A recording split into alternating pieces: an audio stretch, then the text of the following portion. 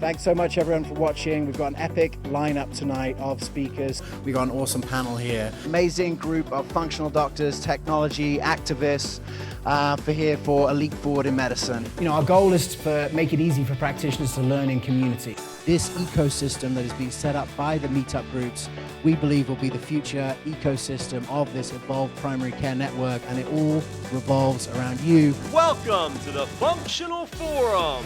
Thanks for joining us in the charge to accelerate the evolution of medicine. Please welcome your host, James Maskell. Hello and welcome to a slightly overcast San Diego. We are here for the Institute for Functional Medicine's annual international conference. We've come every year for about the last decade to showcase what's happening in functional medicine, speak to some of the speakers, attendees, and we're going to be doing it again this year. It's going to be a great hour. Enjoy.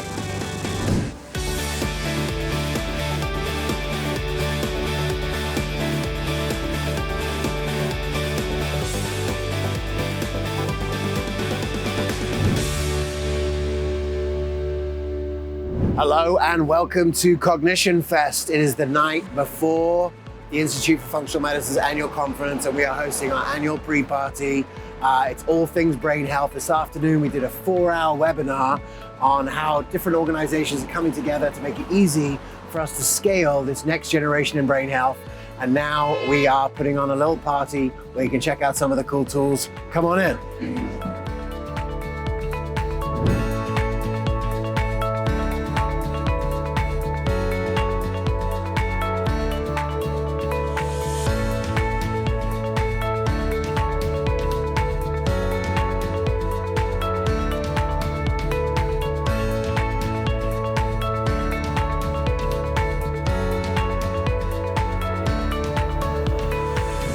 It was a wonderful opportunity to bring practitioners together at our event and to lay down a strategy to meet the moment in brain health care.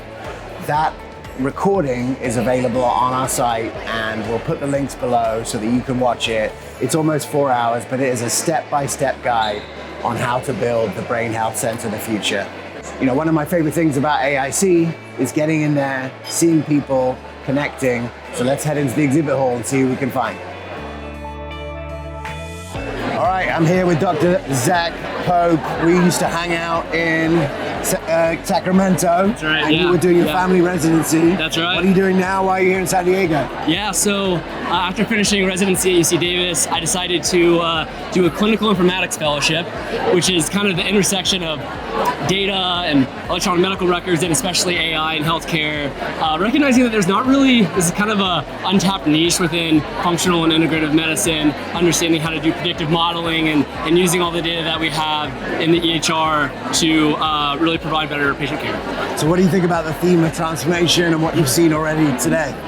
Yeah, so I mean, great keynote AI talk earlier, really important to kind of not get too excited, but bring some optimism. Really excited about this kind of reimagining of healthcare. Instead of these point solutions with artificial intelligence, really taking a step back and saying, okay, how can we kind of rethink the whole process of patient care from the intake to the face-to-face time to the following up with patients, and using that really intelligently.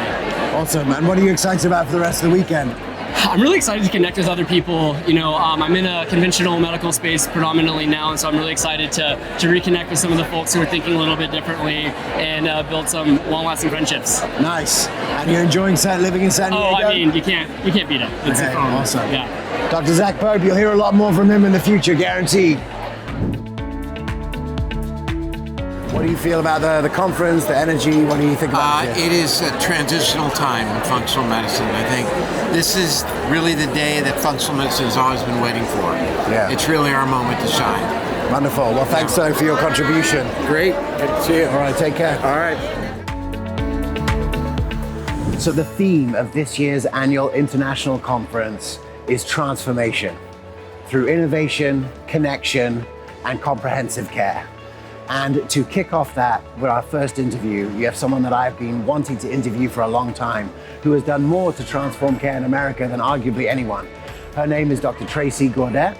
She was the one who brought whole person care to the VA, and I had the opportunity to sit down with her for this interview. Enjoy.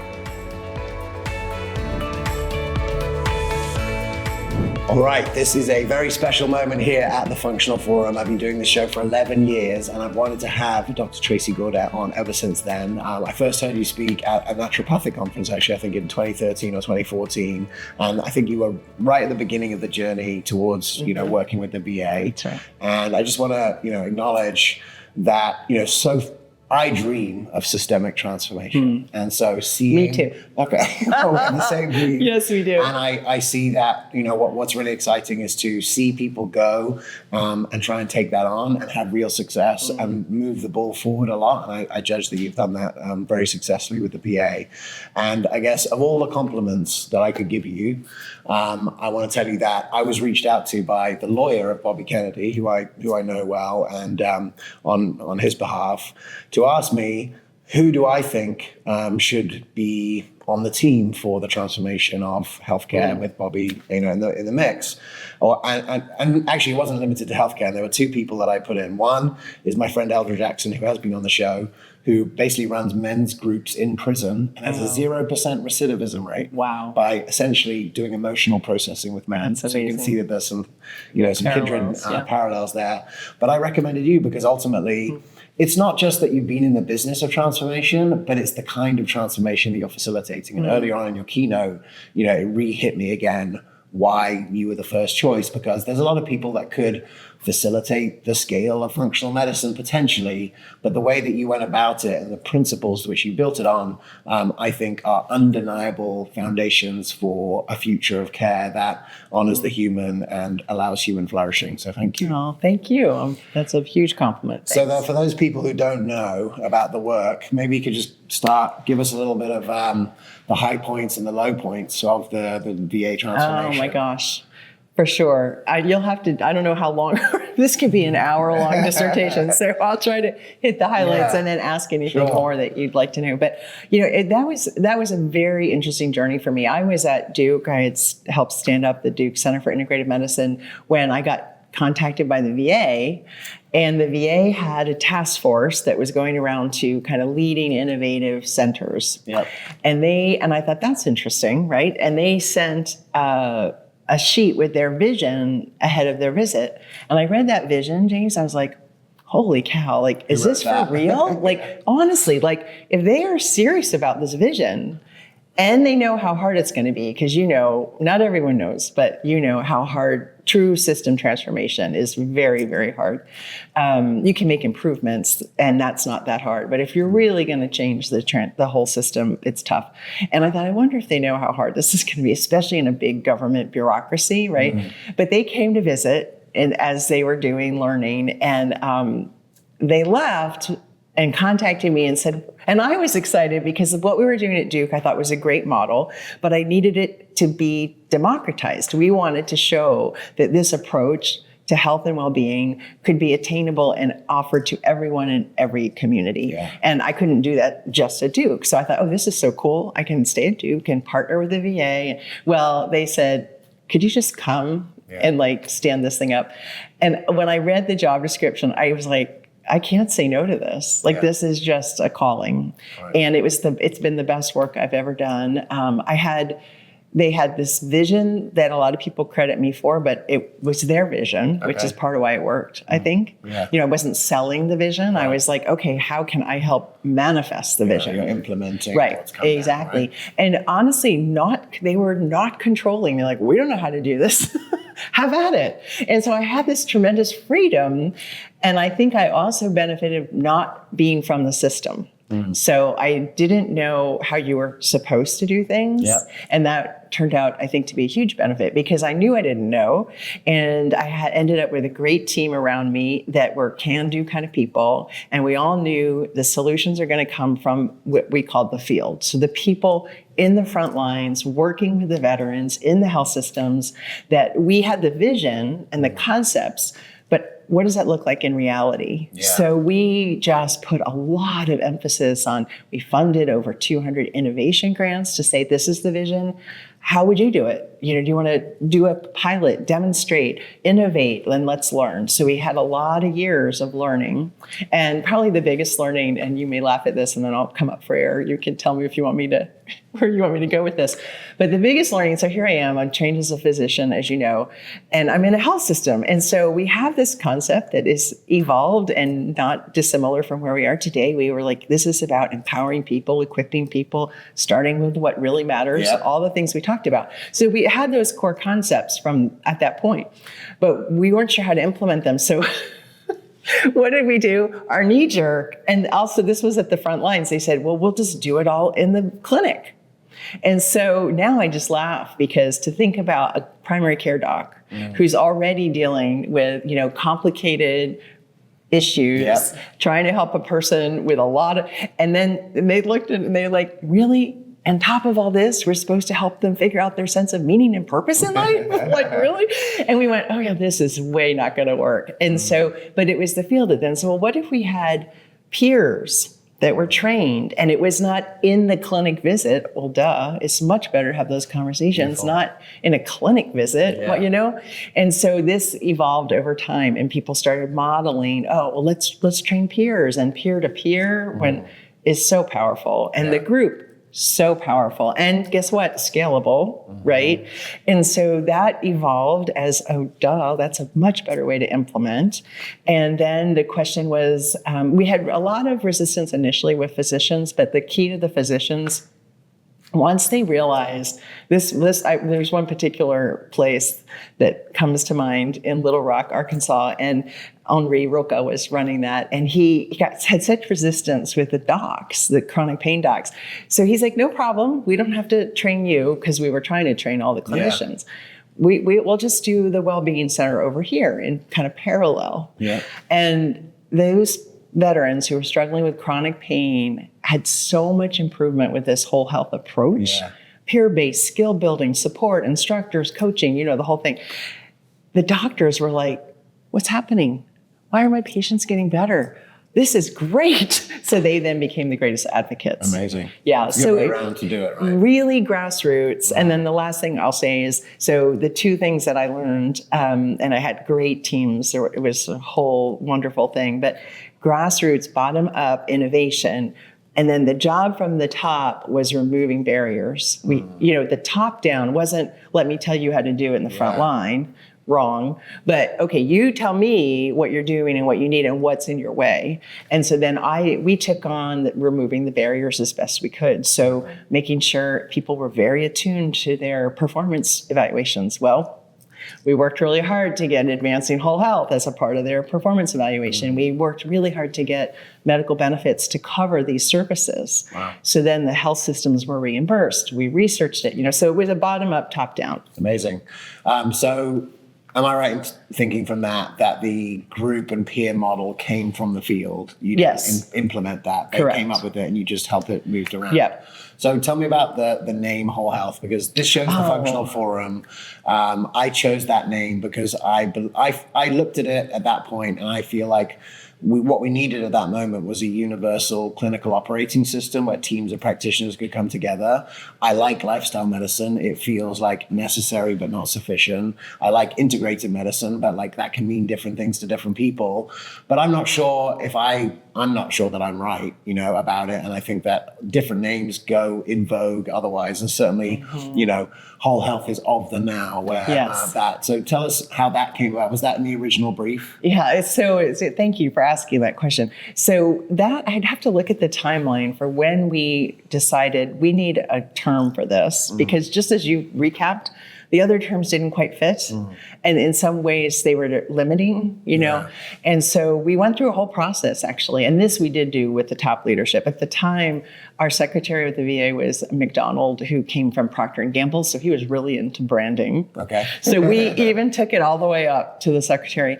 And we asked our patients and we tried stuff out with the veterans. And I honestly don't remember the first time someone said whole health, but it resonated in a sense that, well, it's not limiting. And when we started asking veterans, They loved it. They said, because people have been using integrative medicine mostly before that. And they're like, look, integrative medicine, A, I don't know what it means. And B, it sounds like you're doing something to me.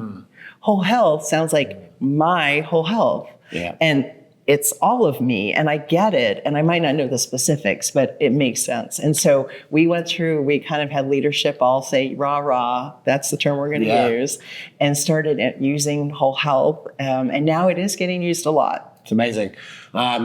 Last year, I put on an event for practitioners or groups that were trying to bring either functional medicine, lifestyle medicine, or whole health into health systems, because they have a lot more in common because they're dealing with that kind of thing. And actually, in one of the episodes, we looked at the report that came out I think maybe 2 years ago. Tell us a little bit about that and what the meaning of that is. Yeah, so I was so pleased to see that. I was actually by that time no longer with the VA, but helped get some funding for that report along with the VA and the Samuelis.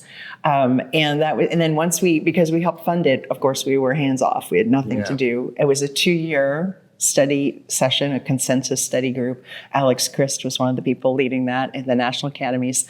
And, you kind of like hope it turns out okay. It's like one of those things like, it's like, okay, hope this turns out all right. And thankfully, as you know, they turned out to do a deep dive into the VA work in whole health and then look at other models like NUCA in Alaska and some of the other places and really assessed it and said, the country really needs to adopt this. So not just across the VA, which was one of their recommendations, but the nation. And I think that's the work we're in now. Like, what does that look like? It's not going to be the same, obviously, when it's in a community, and I know you're very focused on community.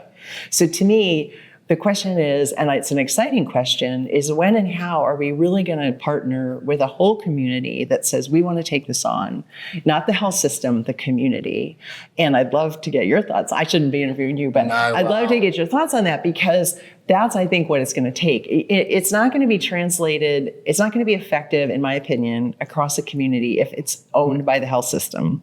Health system should be a part of it, but it needs to be owned by the community where people live and work, employers who are really motivated to keep their workforce healthy and to lower healthcare costs. There's a big opportunity, and that's what the National Academies report is calling for. It's time to help translate this into the community.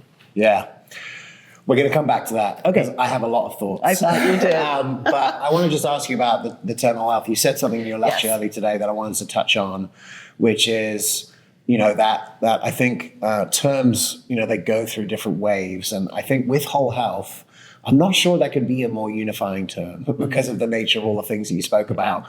And you mentioned that you felt that there's a potential that the whole health terminology could become diluted. And I'd love to just share your thoughts on that. I'm quite concerned about this at the moment. And the good news is everybody resonates with the term. The bad news is if it means everything, it means nothing, right? And if you're trying to drive if you're describing something, it almost doesn't matter if you're describing something that's already in existence. But if you're trying to get a movement behind a transformation, we have to have a clear vision of where we're headed. And if everybody's saying, oh, it's whole health, but we mean entirely different things, now we have lost momentum in the movement. So it's really because it matters as a strategy. It matters that we have fidelity. And again, everyone points to the data from the VA because there's great data now. Oh, we want that data. Well, then we have to have fidelity to the core concepts of the model. Like the empower piece, which is peer-based. A community may do that in an entirely different way than the VA. But that's a core piece of the element, is that peers are supporting peers and there's an exploration of meaning and purpose. That's a core element of whole health. And equipping people with skill building and support, that's a core element. And I am very worried that more and more people are just throwing the term around and rebranding under whole health and not changing what they're doing, just saying, oh, is that the cool new term? Okay. So I'm not sure. I mean, I'm pounding the drum about that, and I'm hoping others will too, because we do need to have fidelity. So sitting in your room looking at 1,000 biomarkers by yourself is not whole health transformation. Correct. An excellent example. Yeah. All right. Well, the other thing obviously I took from your talk, because it spoke to me, is just, you had all the different layers in which there's a care layer that doctors are doing, but there's all these different layers underneath. And I couldn't help but notice that all of those other layers are essentially, driven by community, driven by peers. So maybe you could just share, because I feel like I've been banging this drum for a long time. I'm not sure if people are paying attention or doing it. I know they are to a certain degree, but I'd like to hear it coming out of your mouth as someone who did it, that this is the way to do it. Because as soon as I, having been in the world for 10 years before I heard of the group visit, as an example, we just realized that the medicine that most people are practicing at this conference can't make it to everyone, because the resource allocation is just off. Correct. And that's my history as a health economist, is really understanding that can't scale. And so I'd love to hear the story of, it sounds like some of this came organically, but then how did you instigate it through the rest of the system? Yeah. Well, you're right on that. It is really a shift, and I have used we're shifting from medicalized to humanized. I like that construct, because it is about who we are as human beings, and if we can reconnect with that and have a system that supports that, your medical issues get better. We have the data around that. But the community piece is, if you think about it, where do we live and work and play? Hopefully it's not in your health system, unless you're a physician or a clinician, right? So to think that the health system alone, even if it does it extremely well, can be responsible for changing the health and well-being of a community is nuts, right? And again, you have greater expertise in this than I do. But what was really cool, because even though in the VA it was under the umbrella of the Veterans Health Administration, it's a broad community.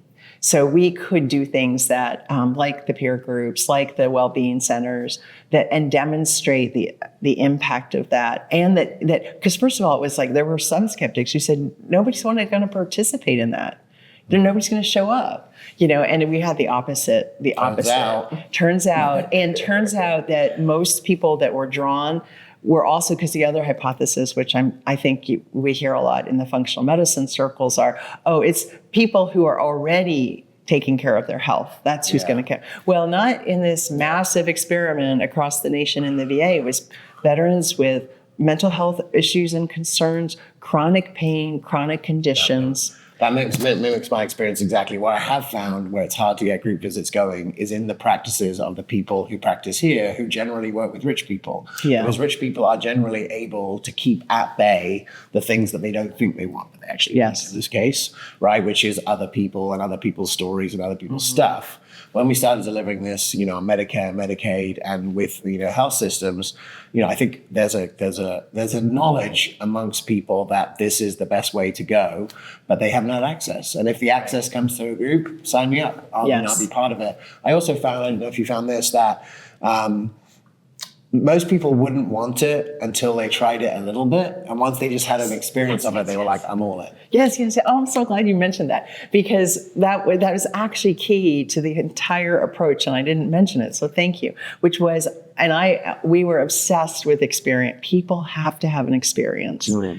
And even, we did a short little 10-minute experience in the session today.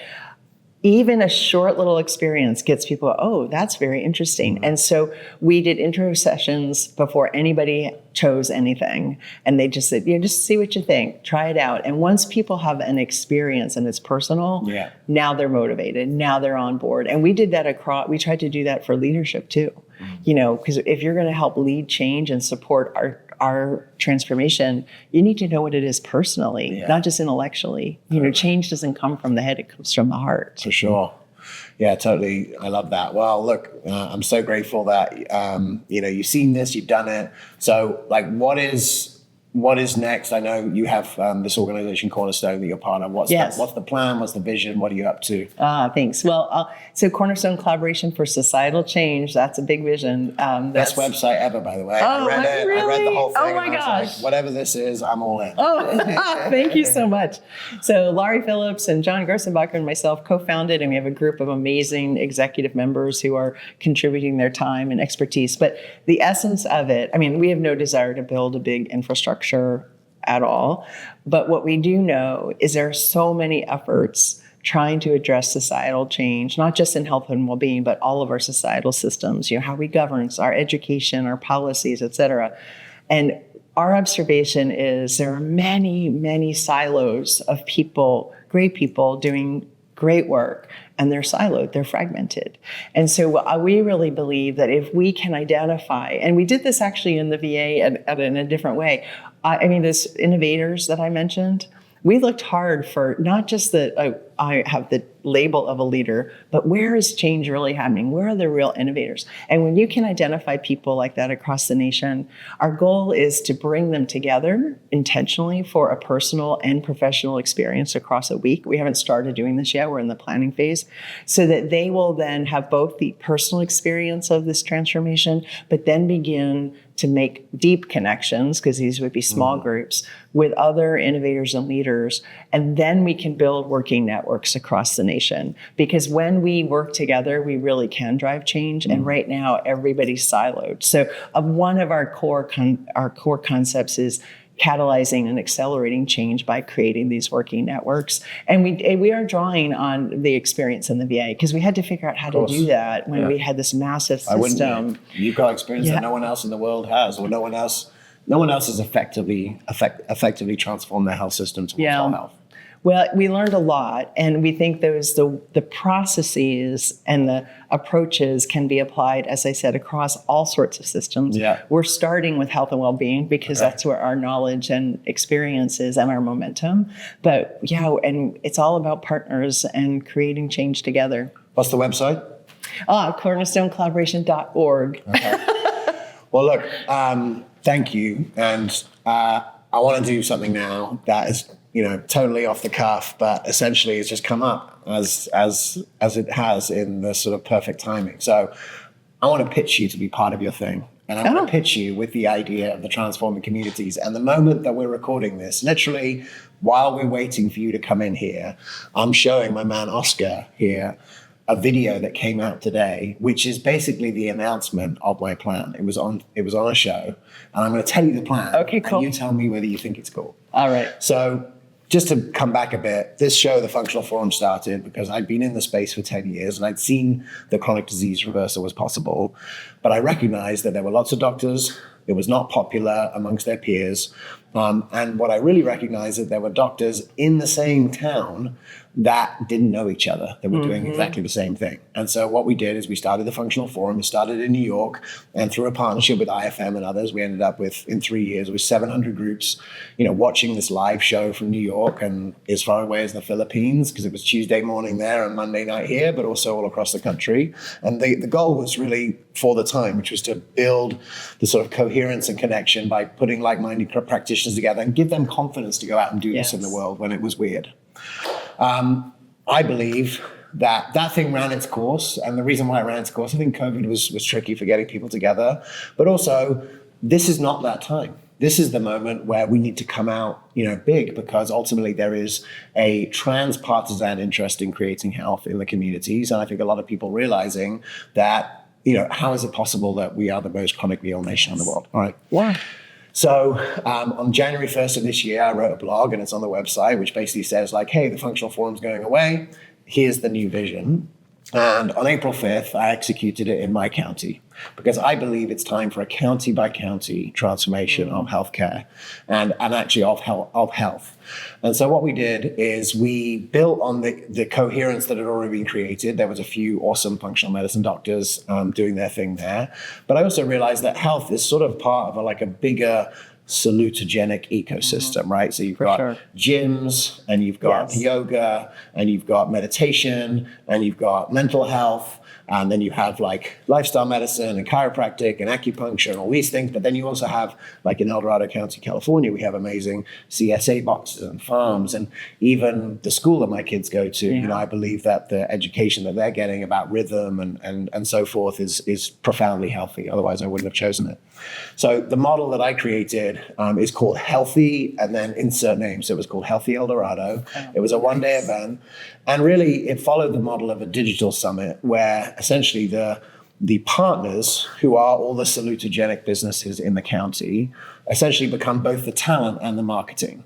So they now market a one-day event, and that one-day event has a sort of a TEDx of the health revolution element, where now you're getting like talks from different people in the community, but then the afternoon workshops to actually like bring people together. So this guy's teaching how to, plant a garden, a victory garden, and this person's talking about, chronic disease reversal 101 with nutrition, all these different things. You can kind of choose your own adventure. And we had a very child-focused area, because I think that's an important focus at this moment. We reimagined the school lunch. We did it at a high school.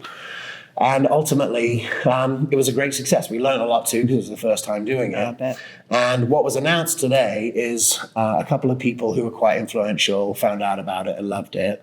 And one of the things that I did in the first morning of the event was there's a town in England called Frome. I don't know if you've ever come across this concept, but Frome in the UK, there's 5 doctors there, and they realized that loneliness was the biggest driver we're dealing with it. So what they did is, over a period of a year, they created a database of all the groups that existed in a town and county of 100,000 people, and documented them, put them on a website, and then essentially the health coaches in the practice, and then peers wearing green lanyards walking around the town. 2,000 of them now out of 100,000.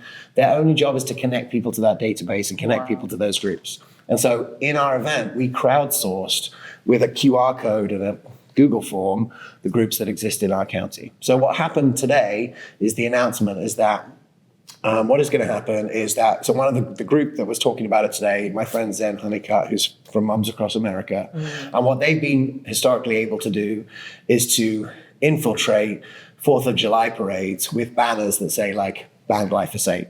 So mums get into the thing, and they know that 5,000 people are going to watch the parade, and they walk down with the ban glyphosate. That's what they've been able to do. So this is the plan.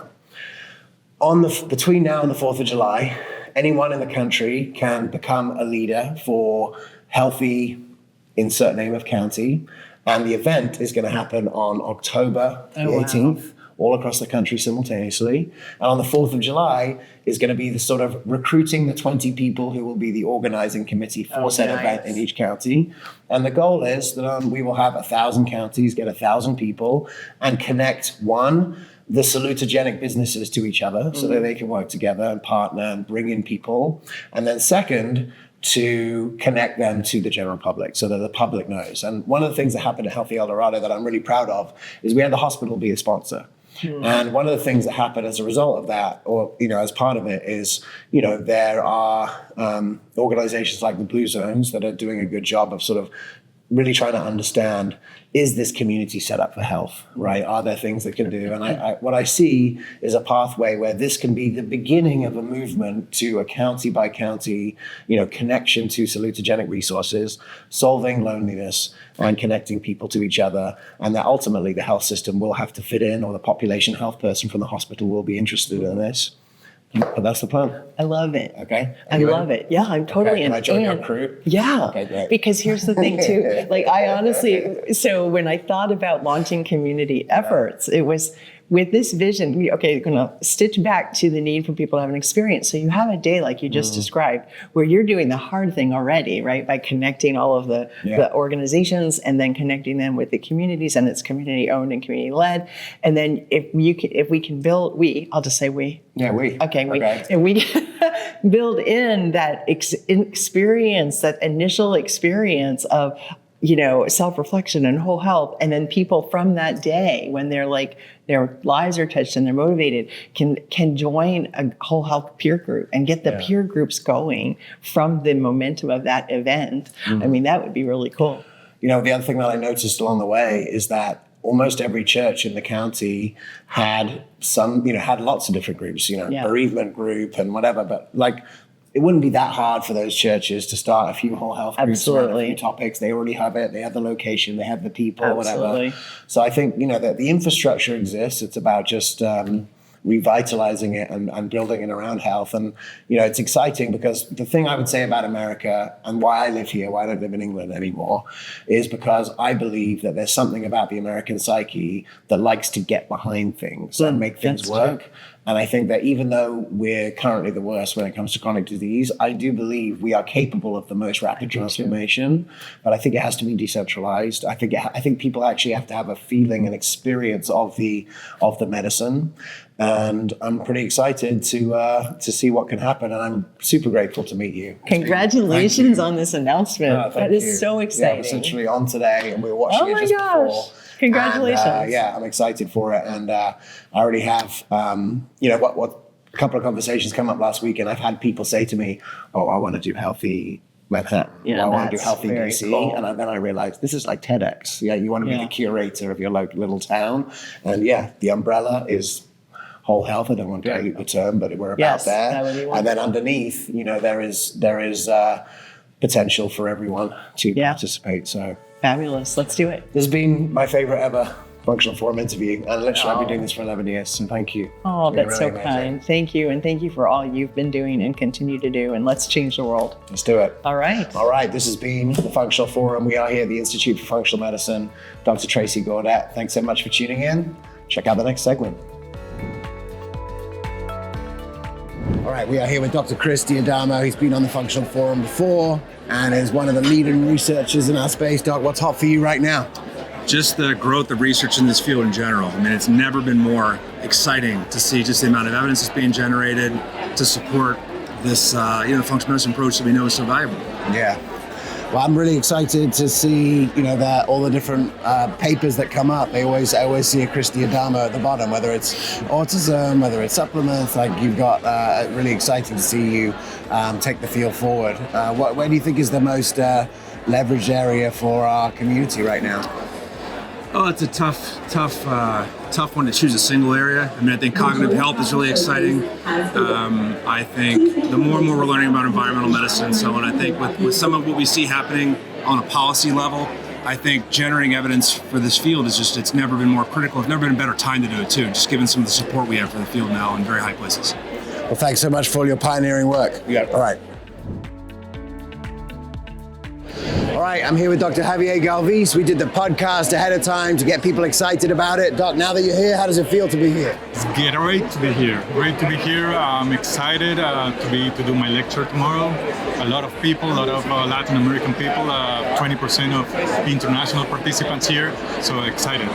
Exactly. What do you think about the theme of transformation and how is it relevant to what's happening in Colombia? Well, it's very relevant because Colombia, as the rest of the world, is trying to catching up with the AI transformation and applying this for the patients to be welcome this as an everyday practice from physicians. Okay. Awesome. Well, I'm so glad you're here. Good to see you in person. Enjoy. Yeah, thank you. Next up, we are going to speak to someone who I know has inspired people across the world with her creativity, her color, and her passion for functional medicine. Check out the interview with Dr. Deanna Minnick. So every year at the Institute for Functional Medicine's annual international conference, they have given an award called the Linus Pauling Award that has celebrated people who have made an incredible impact on the field of functional medicine. And this year's winner of the award is Dr. Deanna Minnick. And I understand that there's a new name for the award. So do you want to share what that is and how it came about? There is. It's called the Linus and Ava Helen Pauling Award. Yep. So it brings in her as his wife and partner through the whole process of all of his contributions. And in fact, if you look at the history of Linus Pauling, he talks a lot about her and how he gave, or she gave his work conscience. So, he had 2 Nobel Prizes, so chemistry and peace. And so her, even though she studied chemistry, she also had this interest in peace. So it's kind of nice to see the masculine and the feminine coming together in this integrated whole and acknowledging people who are supporting us in the field, right? Like I even think of all of the many people that stand behind us, supporting us in the work that we do day to day. So bringing Ava Helen into the award does acknowledge that we're a systems web. We have supportive networks, everything that you talk about with community. Well, I would say, as you say that, I would say that to see you in what you've given, I think you've given functional medicine a bit of conscience in the journey to really understand science, spirituality, understanding community, color. You've certainly brought a lot of color to the world. And I know that one thing I would say to you is that as I go around the world and meet people, I think you have been inspiration to many. And it's not just many people can be inspiring because they had an insight of clinical knowledge before other people. But I think the way you think, we put things together, and the colorful nature of your gifts is inspirational in a way that goes beyond number of papers published. Well, I think that goes back to my upbringing and also to my mentors and teachers. I was with Dr. Jeffrey Bland working in the context of research and also education. And I feel like maybe some of the way that he thought about things through patterns, through, trying to anticipate like the expectation of what's on the forefront.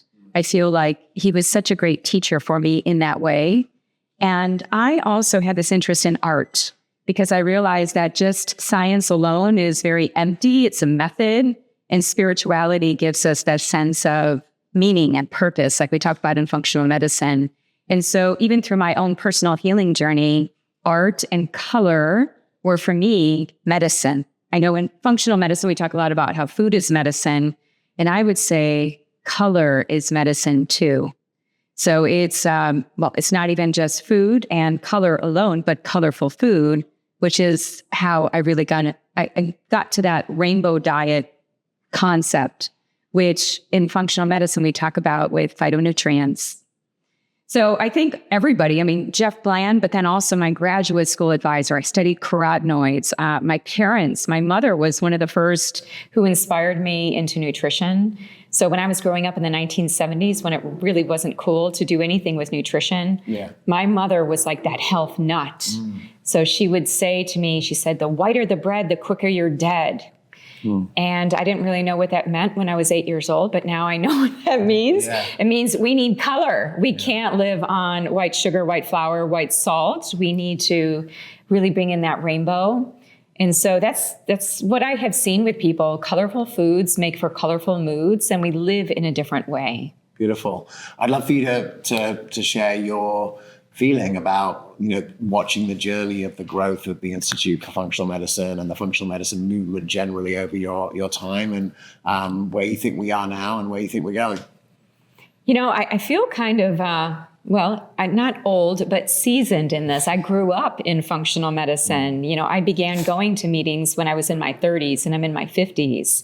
So times are changing. Medicine is changing. I was just in a presentation this morning talking about AI, talking about technology, talking about the hybridization of bringing together the best of science and technology with the capacity for practitioners now to be more present, because now they have technology to go off and do all the note-taking, do all the synthesis of that encounter.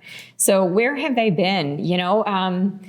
There's always been heart in functional medicine. So since I went to my first meeting, it was all about the people. The information was inspiring, but there was something about that heartfelt connection that I had immediately that I had not experienced at other meetings before.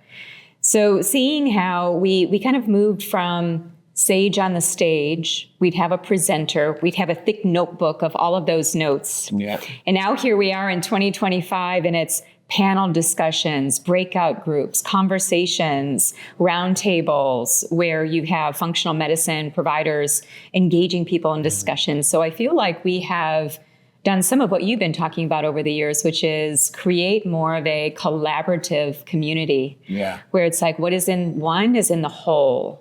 So we're really each the sum of the parts. And I feel like that has come to light even more, because back in the day, it was all about Jeff Bland. It was all about David Jones. You had like your key people. And now I feel like everybody's a key person. We're all part of that movement. And I feel like in the times that we're living in, we're really being called to that. We really are moving in that direction of greater momentum, and it's not just a few people anymore. It requires, as the saying goes, it requires a village. For sure. No, I certainly feel that. And it's always hard to work out how do you go from single to that community model. And I think what you're saying with the workshops and panels speaks to that. And I think, what I've seen with the Functional Forum, when I started the Functional Forum, part of the idea was, that Jeff Bland couldn't be in Wichita, Kansas. Right. But if you got him on the video and you showed the video out, then you could have a functional medicine meeting there. And, what's really exciting to see at this point is that, it's everywhere. It's in every town, it's in every city, but it's also infiltrating and sort of leading, I think, or accelerating movements like longevity, right, that have become, of the now. But ultimately, how do you live a long time? Don't get a chronic disease, build your function. Yeah. Well, it's even happening in women-focused communities around menopause. So there's the M Factor, this grassroots community of a documentary being shown throughout the country with gatherings of women to talk about menopause. And that's what I really love, is that these circles, these communities, these collaborations, it's actually a very, I would say, a feminine model of sharing. So it's no longer that one person has the right way. It's that in everything that everybody is saying, there is wisdom, and then that's strung together into the whole. So it feels very feminine in some ways, in the terms of energy, not in the aspect of a woman, but in the aspect of the receiving, the listening, the taking in, and the synthesizing. So it's really beautiful, because I feel like we're moving into greater integration in that way of having the science, having the masculine, having the actual actionables and, the directives, but then also marrying that a little bit closer into the receiving, the sharing, the collaborating, actually sitting with that information. So it's a beautiful synthesis to me in many ways. I feel like we're coming into that place of integration. Beautiful. Well, that's inspiring. I guess, now you're at this moment where you're looking back on the career. What do you see? What would you like to say that you feel like your legacy for the industry is, and what you hope will, move forward, in the next 20 years and beyond? I'll distill it down into 4 things, which I just wrote about in the latest version of my book called The Rainbow Diet. And they are color, creativity, diversity, and rhythm. Even though I've been entrenched in science for many years and research and benchtop work and clinical trials and things of that nature, most of healing and life is really actually very simple. And it's, just kind of funny that I've gone through all of this intellectual engagement in order to arrive at something very intuitive. Yeah. But, color is so key. And I do, the phytochemicals, I feel, is such an important cornerstone story for healing, for medicine, for science, for people's everyday lives. So even if we were to arrive at that, and that's what people were to take into their everyday lives, I'd be really happy with that. Because I feel like a 5-year-old can relate to color, a 15-year-old, a 50-year-old, an 80-year-old. I've noticed that anybody I talk with about color, even people who are blind, talk about this ability to sense some type of difference with color. So I feel like it's something we all connect to. Maybe it's kind of bringing us closer into this quantum type of area of light, sound, energy. I mean, what is color but basically light, and looking at all the different wavelengths of light. So perhaps it's kind of like a little seed of what's to come, and hopefully helping people to look at the color of their diet, enriching the colors of the body in terms of the cellular components, but also the consciousness is where I'd like that to somehow land. Beautiful. I love that. I'm particularly interested, you said rhythm, because I see, obviously we've in the last 10 years learned so much about circadian rhythm, diurnal rhythm, all these other rhythms, but also like now my kids are in Waldorf school, and one of the key things that they talk about is like the rhythm of the day and having the kids in rhythm. And I'd love to just get your thoughts on how you see rhythm in healing. Yeah, rhythm connects us to nature. And the more connected we are to nature, the more that we stay in alignment, and the more that we stay in health and healing. And I feel like so many people have really I would say, broken themselves apart from rhythm, and they have put and injected their own rhythm. So they stay up later at night. They're on technology really late. They're working longer into the late hours and waking up earlier in the day. And I would say that nature is calling us to her, right? So I think that rhythm, whether it's exactly what you said, it's the day-night cycle, which is really powerful. Yeah. For so many years, me focusing on nutrition and not even really stepping back to look at the macrocosm of day and night and how light and darkness can be nutrients. And in fact, they even precede some of the other nutrients. The other thing would be seasonal rhythm, which is really powerful for food too, and how food signals our body at certain times of year. The closer we are to that, the more we are aligned physiologically and also psychologically. There's also lunar rhythm, right? So menstrual cycles and also hormonal rhythms that we're all connected to throughout our life cycle. So what can I say? We're cycles. We're little microcosms of the macrocosm of this planet, of the solar system. I mean, we can wax really philosophical about it, but essentially life is all about those rhythms, circles, lines, but mostly the circles, right? Even though it feels like it's linear, even when we look at biochemical pathways, there's so many interconnecting organic lines. Maybe It's like rhythmic. a spiral. Maybe like a spiral. Yeah, I like that analogy. Well, look, I want to just, share my appreciation, for you, when I first did the Functional Forum and you were doing, we did a summit back to back with each other there and, seeing your journey and being definitely inspired by it and all the people along the way. And congratulations on winning this award. I'm sure you'll bring a level of that same, feminine energy to the historical winners and then all the new people that are going to come through in the next 20 years. And I just want to thank you personally for the inspiration that you've given to me and for, so many others over the last 20 years, because ultimately, like you said, it takes a village. Thank you. It does. Thank you, James. And thank you for setting the stage for all of the communication to happen within functional medicine and leading the charge on community. And so I'm grateful. Good to be in this movement with you. Thank you. Okay, well, this has been an exclusive interview with Dr. Deanna Minnick, the winner of the Linus and Ava Helen Pauling Award for the first time recipient. Congratulations, Dr. Minnick, and thanks for joining us. Thank you, James. All right, we're here with Dr. Jeff Glad at the Full Script booth. Doc, good to be back at AIC. Great to be back at AIC. Yeah, always love the energy here. What's hot with Full Script? June 13th, we've got Full Script Forward. So this is our big summit, big conference focused on clinical, what's new in labs, what's new in supplement innovation, but also what's new with the Full Script platform and how practitioners can optimize their practice to really deliver excellent care. Amazing. So that's this Friday, the 13th. We'll have the link in the show notes. Exciting time to be in the business of whole health and functional medicine. No, it totally is. I mean, we're seeing so much interest out of traditional conventional medicine who have been making supplement recommendations but didn't realize there was a full script, knowing there was quality issues in the industry. So us bringing our quality program, we're now third-party testing products out of our distribution centers to give practitioners that extra level of comfort and safety when they make a supplement recommendation. What's the biggest, what's the area of conventional medicine that's coming the fastest, do you think?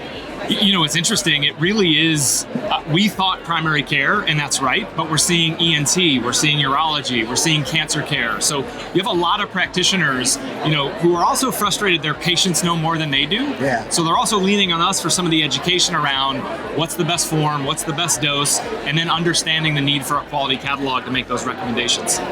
Awesome. Well, it's been a journey, and it feels like we're starting to hit the acceleration point, and keep up the good work. You too, man. All right. Thanks. All right, we are excited to connect for the first time with Dr. Wendy Warner. She has been a stalwart of the functional medicine industry for 20 years and is an incredible clinician. And we're going to chat about menopause and coaching. Enjoy. All right, we are here with Dr. Wendy Warner after all of these years making her debut on the Functional Forum. I'm really glad to have you, Doctor. Thank you for having me. You know, when I first started in this world and I was living in New York, I remember, and I haven't asked you about this, but I think that you were part of what they called the Fab Four on Dr. Oz, right? That's true. You, Susan Bloom, right? Yes. Mark Hyman and Dr. David Perlmutter. I think you were walking through the smoke and wearing a white coat. Yeah, it was an interesting situation because what we wanted to, and the reason there were four of us, is that we wanted to talk about how functional medicine is about processes rather than diagnoses. And so we chose four different topics, all of which are basically inflammation in nature. Yeah. And so we each kind of covered it and kept pointing out, but this is, you know, it's still all the same process. So you do it a little bit differently here and there. And yes, they wanted us to wear a white coat. 3 of the 4 of us didn't own a white coat, so they had to provide it to us. And yes, there's a picture of us, you know, doing the whole superhero thing. Yeah. Well, I would say, you know, looking back, you know, there was a significant jump in interest in functional medicine in the sort of 2014 to 2018 time period. And I think there was a lot of books, there was a lot of summits, there was a lot of TV appearances. And, you know, I think that that really gave a lot of, you know, momentum to the movement that is, you know, that is happening here. So how do you sort of reflect on the journey to here for the functional medicine movement?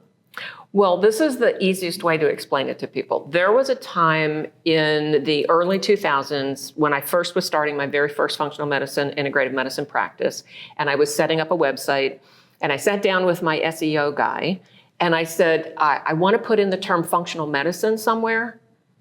And he does this little thing on his computer, and he comes back and he goes, nobody searches for that. And so now, of course, lots of people. We get to do that. And when I have a new patient, I'll say, where did you find out about us? And 9 times out of 10 these days, if it wasn't a direct referral from someone, they have actually Googled functional medicine gynecologist. Okay, interesting. Or came to me directly from IFM's website. Yeah, well, that's been an interesting journey. Well, you're here to talk. I know one of your main lectures is on menopause, and I would say that is sort of having a moment, shall we say, you know, in the world. And what do you think is sort of driving this, and how do you feel about this sort of coming to light in a big way and getting a lot of press and a lot of impressions? It's both good and bad. Okay. All right. Good news is we're talking about menopause. Bad news is if you look at a lot of the people that are like the influencers on social media, they make it sound like you have to jump onto hormones right away. And they do talk a little bit about lifestyle, but because of the way it comes across in some social media accounts, I literally have had the 37 or 38-year-old patient who skipped 2 periods and she's having a little bit of night sweats because she's stressed out and has been eating junk. And so she's calling going, you need to put me on hormones right away. And it's like, well, no, if you're actually 38 and you are menopausal, that's a whole nother conversation. So I'm glad we're talking about it. Now, I think that, and I will credit the somewhat younger generation. My generation, when we hit menopause, we kind of kept it a little bit quiet because I think we grew up in the can't complain too much about things because we were still trying to get used to like taking our power. Oh man, the generation behind us, they're being, you know, pushy about it, which is fine. But I think people forget that menopause isn't one thing. It's a combination of different changes and imbalances. And I really do think that humans were designed to go through the menopausal transition smoothly and easily and without any trouble. Otherwise, like, what a bad design flaw. I think the reason we have trouble with it is we have so many different things in our environment and in our social culture that makes it hard to not be out of balance. You know? Well, I'm interested. I've heard a lot about the toxins over the years, but I'd really love to get your take on the social side of it because that's a keen interest of mine, the sort of psychosocial elements of health. So what are your thoughts on that? Well, the toxins, I think, are one of the biggest issues. And we all have, you know, all of these different toxins plus a whole bunch of xenoestrogens that are throwing things off. The psychosocial piece is, I mean, everybody knows this. You're a midlife woman who is doing the work of about 8 people. right? Yep. Because, and I don't mean to male bash, but the reality is I don't know very many families where a man and a woman who are partners in a household are doing equal amounts of work around the house. And often when my patients tell me, oh yeah, no, he does a lot.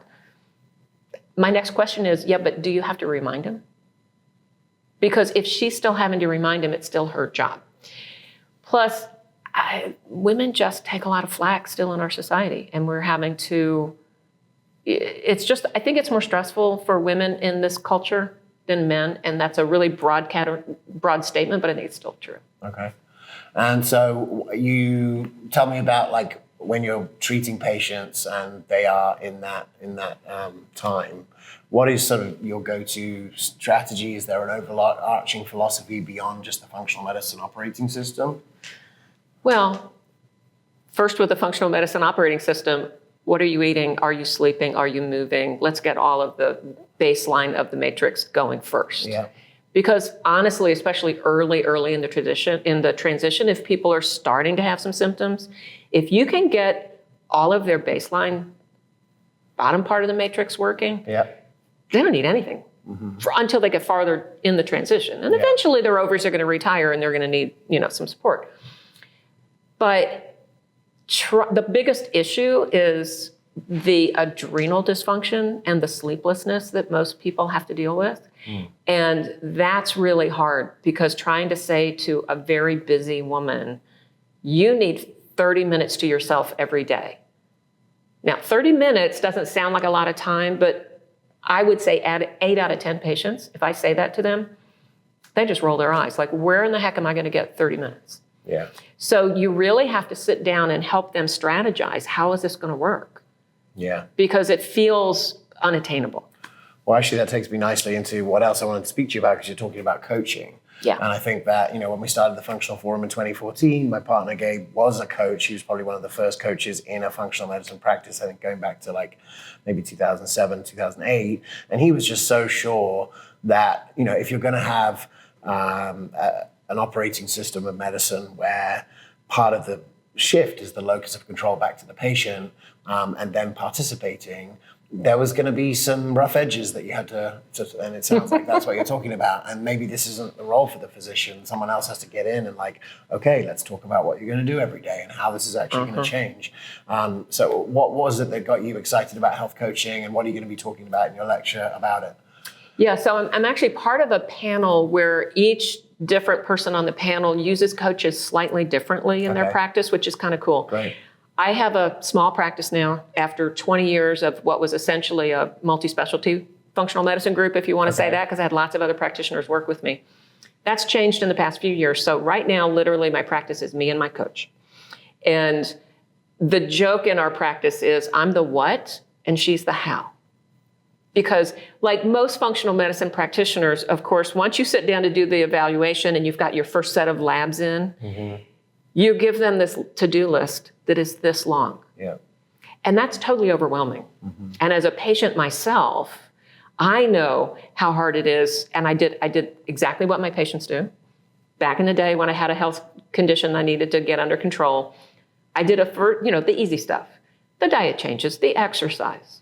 I didn't want to deal with the stress, and I didn't want to deal with this, and I didn't want to deal with that. So once I trying to help them not get overwhelmed with these are all the things you need to do eventually. Now, sit down and work with my coach, and you guys will strategize how to make this work in your life. And for medical doctors, at least, we're the worst about being proscriptive. Do this, do this, do this. Because we're not trained to sit down and say to people, what works for you? And we also have all these other things we have to cover in our office visit. So my coach can sit down, and she's been trained to sit with a patient and go, okay, tell me more about your life. Wendy wants you to do this. I see your labs. I understand what the goal is, but like, what do you want to work on first? Because you're not going to get to everything in the first 2 weeks. And everybody that works with her is more successful. Yeah, that's great. What are some of the other ways that some of the other people on your panel are using coaches? Oh, there's one person on our panel who I think I heard her say she's got like 8 coaches. And so the coaches do the original intake, and she will review that, she personally, the MD, having not met the patient yet, will review the intake, order the appropriate lab work based on what the coach has taken in. Yep. And then once the labs are back, she has a visit with the patient to say, this is what I understand is going on. These are the things that I see. They may, in that conversation, have to add things in. And then the coaches take over for the next number of months. And so one medical doctor is basically spreading out her expertise over all these other practitioners. So they're actually evaluating more and more patients, a lot more than that one practitioner can do by herself. Well, I love that. And over the years on the Functional Forum, we've talked about those kind of models. We talked about the sort of patient navigator role. Yes. It's like a health coach that's playing in that role. There's obviously the coach, and coach-driven care, I think, is definitely the way to do it if you want to get people to participate. So the coaches are obviously there, and they're facilitating the sort of the bottom of the matrix. Now, when you're working, with in your practice, and you're working with women in menopause, what are some of the key things that you see in the sort of uncovering the root cause and some of your go-to strategies that you use with patients? Well, the bigger thing now, the conversation has changed over the years, because it used to be, let's do hormone, like I'm talking 10, 15 years ago. Okay. It used to be, well, we'll do hormones for your symptom control, and we'll do them for a relatively short period of time, because way back in the day, even in functional medicine, we were a little concerned about how long we were allowed to keep people on hormones. How long it was safe. Yeah. Well, that has totally changed. Okay. Because these days it's, yes, you may need hormones in addition to all of this underlying work for symptom control, but let's also look at what is your risk for heart disease, what's your risk for cognitive decline, all of that. And maybe you're the right person to just plan on staying on hormones for a very long time. Well, I'm glad you mentioned the cognitive decline, because that was something that I learned about this year, just the incredible role that hormone and hormone balance plays in maintaining cognitive function. It seems to me that there's a movement around, there's a micro movement inside the menopause movement to talk about the menopause brain, the perimenopause brain, because that's the symptoms that come up, right? A lot of brain fog and those kind of areas. So when I lecture on this and talk about what happens to our brains when we hit menopause, I've got a slide of where all the different estrogen receptors are the most concentrated in which parts of the brain. And they're all in the parts of the brain that go haywire when you hit menopause. Anybody who's been through it understands. It's the part that helps you make decisions and remember where your car keys are and keep track of your food intake, and like all of these parts of the brains have the most estrogen receptors. And the estrogen is directly linked to those cells being able to use glucose as fuel. So as the estrogen becomes less and less reliable, because your ovaries are thinking about retiring, the brain looks up and goes, whoops, this isn't working. So that it literally rewires itself. It disconnects the estrogen receptor function and the glucose uptake function. And so if you just watch women who go through the change and they choose not to go on hormones, you kind of get stupid for about 4 to 6 years. And then many of us, we sort of get our brains back, because by then those parts of the brain have learned to use a different fuel. We think it's probably ketones, we're not sure. And I say that to patients and say, listen, you're not losing your mind. I mean, your brain is literally doing this. This is, you're like all of us. Now, that being said, I don't want you to necessarily have to suffer for 4 to 6 years. And not everybody at the end of that time gets their brain back. Some people continue to feel foggy-headed. And so that's where we have the conversation about, like, do you want to do hormones, at least for a while? Just to because if you start hormones pretty quickly, during the first 3 to 5 years, you can catch that process before it goes too far, and the estrogen receptors and the glucose control for the brain actually maintains its structure, and you don't have to go through that brain fog. Interesting. Did you hear any of Tracy Gaudett's lecture? Sitting in that? I mean, I can't help but think, as I'm listening to you, use of coaches, connection, and, and working with that, I feel like if we're in the business and talking about transformation at this conference, it seems like we're actually not that far away with the way that the world is coming around to this topic and some of the ways that you're innovating, that a new standard of care for women's health in the sort of 45 to 65 is emerging and needs to be just sort of worked to scale. And I can see that you've got a number of the elements in what you're doing. Does that resonate? It does.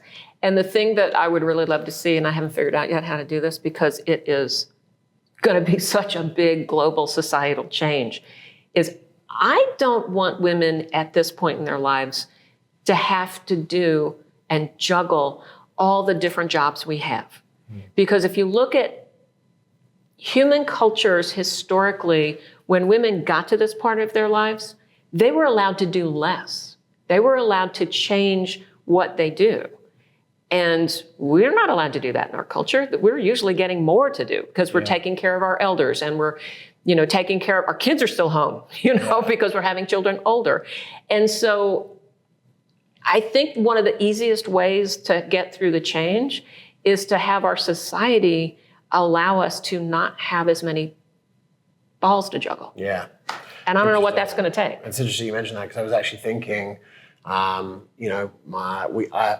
wife and I are both 44. We have a 4-year-old. Yeah. As well as a 12-year-old, and so there's no let up in sight on that end. And it's an interesting how those demographics will affect health in those areas. Well, thank you for leading the charge on this. I know that you've been doing this for a long time, and it's really wonderful to see this topic coming up. And also, I think there's a lot of social media wisdom on this, but I think there's also a different layer of wisdom when you've been in the trenches and working with women over a period of time and being able to see, okay, this might help in the 4 to 6 weeks, but what does it do in 4 to 6 years? Yeah. And being able to see that over a period of time.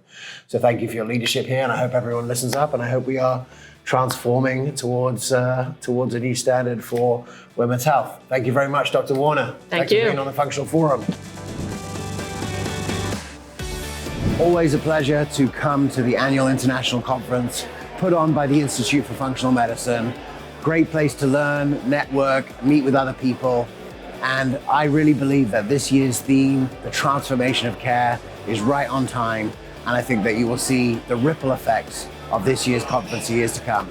It's been the Functional Forum. I'm your host, James Maskell. We'll see you next time.